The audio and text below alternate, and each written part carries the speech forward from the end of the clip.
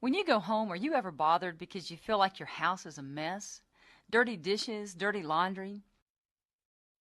Well, piled up dirty dishes in the sink used to drive me crazy.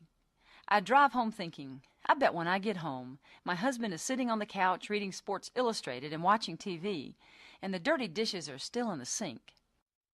I would get home, see the dishes, and start complaining. Usually I would complain so much that my husband would get up and put some dishes in the dishwasher. Then I'd go over there and criticize. I'd say, "Don't you know you're supposed to get all the food off the dishes before you put them in the dishwasher?" I would then head upstairs mad. I'd come back down a couple of hours later to get a glass out of the cabinet and start complaining again. "Don't you know you're supposed to dry them off before you put them up?" It took me forever to understand that my complaining, criticizing, and condemning behavior was shrinking my circle of influence. My communication wasn't respectful and conveyed a parental role rather than the role of an equal partnership where everyone helps out with the chores. My behavior was clearly below the line on the responsibility model. Let's learn a simple 5-step process that you can practice to help you move above the line and get in your circle of influence. I promise you, if you start using this today, it will help you. Step number 1 says, watch a replay of the stressful situation as if you're watching a movie. Pretend to sit down like you're in a movie theater. Take the scenario that just happened and project it right up there on the screen. Just watch it and say, "Isn't that interesting?" with no judgment whatsoever.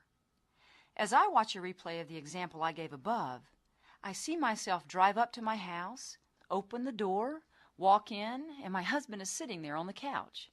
I start complaining, he freezes. I complain some more, eventually he gets up and does some dishes. I walk over there and criticize, and on and on.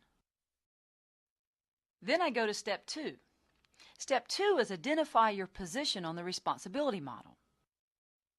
I noticed from watching my movie that I put a lot of blame on him. I was at the level of lay blame. Then I started to psychoanalyze him and make excuses for his behavior. And finally, I went to shame. I can't believe I was so stupid to marry someone who can't even wash dishes right. So I noticed that in this situation, I have a lot of negative energy that's focused on my husband and the dishes, instead of positive energy focusing on respectful communication. I really needed some work. That's the 3rd step. You ask your heart how you feel about the movie you just watched. This will require a lot of humility. With a lot of humility, you ask yourself how you feel. When I do that, I am able to say to myself, I don't like the movie I just saw. Now, if I go to my heart and I don't like the movie, step 4 is to create a new movie, an image of what I want to happen. This is the challenging part because we're back to the jigsaw puzzle example. I have to ask myself, what do I want? I don't like the movie I just watched, but what do I want? What I want is a loving home where family members come to relax and re-energize so they can go back out in the world and do more good things. Step 5 then is to take responsibility for producing the new movie.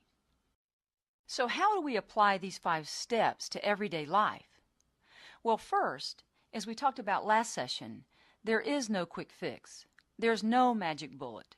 You have to work these 5 steps every single day. You practice and practice until it becomes a habit. But it's not a habit that you have to force yourself to do. It's a habit that you deeply desire, that you value. So it's more like a ritual that you choose to do.